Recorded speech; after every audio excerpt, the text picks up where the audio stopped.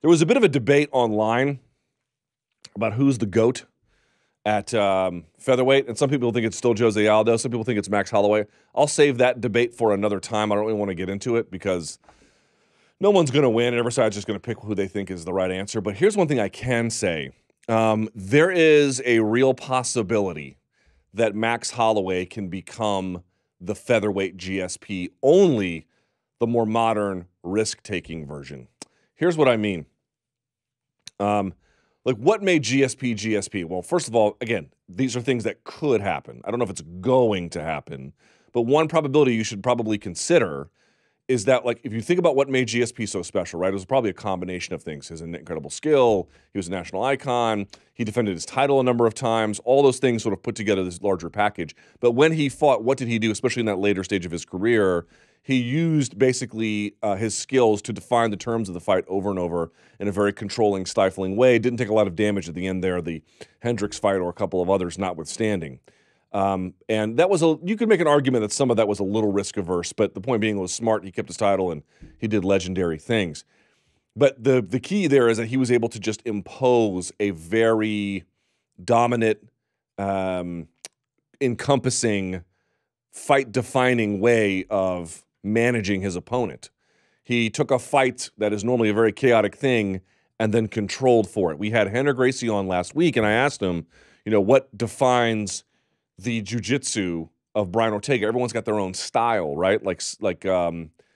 Gosh, I mean, Andre Galvan's jiu-jitsu is not the same as Keenan Cornelius, is not the same as the Mendez brothers, is not the same as, I mean, you pick it, right? It goes on and on. Everyone's got their own little style. But his was that in the middle of chaos, he can find a neck, he can find an arm, he can bring something to bear down upon it, which is true. I thought it was a really smart observation. And by the way, Brian Ortega will be back. He will make a reappearance and remind you of why he was so highly valued as a potential threat to Max Holloway's crown down the line after he heals and everything. But here's the point. That ability to control the chaos. Max Holloway does the same thing. He takes everything away by making the fight on his terms through distance, through use of the jab, all the things I mentioned in the MMA Hour. If he can cut the weight enough and stay at featherweight long enough, people keep saying, oh, who should he fight next? Nate or Tony or Habib or Conor. It is not that I don't want to see those contests, but I'm telling you, we are missing something if we deny him the opportunity at being the sentinel at the guard for 145, because he can be the exact same kind of thing. Doesn't matter what skill you bring. Are you a high-octane jiu-jitsu specialist who's got a ridiculous chin, who has developing striking? He has an answer for that. Are you potentially the guy who was the guy, the best ever in that division? He's got an answer for that. Are you a wrestle boxer? He's got an answer for that. Are you whatever? He's got an answer for all those things. If you look at his rise, whether you want to compare it to Aldo's or not, look at the different kinds of fighters he has faced. Has he faced all the different kinds he could face potentially at 145? No, which is why some kind of a reign there is necessary.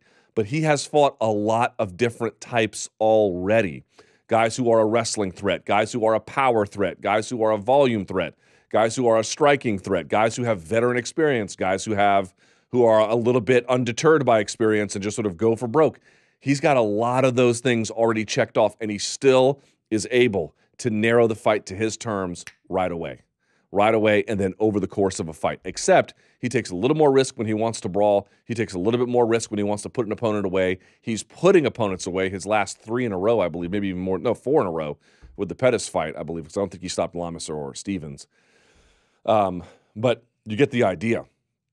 He's putting all these guys away. He takes a little bit more risk, but it's that central insight. Who is controlling the fight on their terms by removing the chaotic element? Two guys striking at range, you just never know what's really going to happen, right? It could go one way or the other. Guy gets clipped upside the head.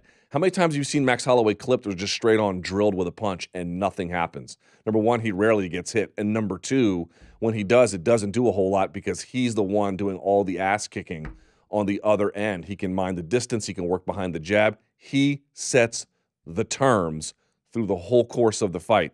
Let him stay at 145 for a little while and let him reign. Let him be that guy in that division who can do big things. Because if he does, and he gets time to sit there long enough, especially with his age, he can be the guy to do the kind of work that could make him the GSP, so to speak, of the featherweight division. And remember, how did GSP really begin to ascend to that division? He had a bit of a rough start at first, Carl Parisian and Jahiron fights notwithstanding. Lost to Matt Hughes, came back, had a nice run, beat the guy who was the guy, and sort of never looked back. He's already done that with Jose Aldo, Max Holloway. He's already done that. Look, you're going to say, oh, there's all kinds of different ways in which the two cannot be compared, GSP and Max Holloway. It's not a global comparison. I'm not comparing everything about Max to everything about GSP. There are clear and unequivocal and meaningful differences. What I am trying to tell you is that if you let him stick around 145, you've got a guy with an all-encompassing skill set who's young enough, talented enough to define the fight on his terms, round over round, and can be there for a very long time. Only this guy, I think, takes a little bit more risk and can take that a little bit further. That is my weigh-in.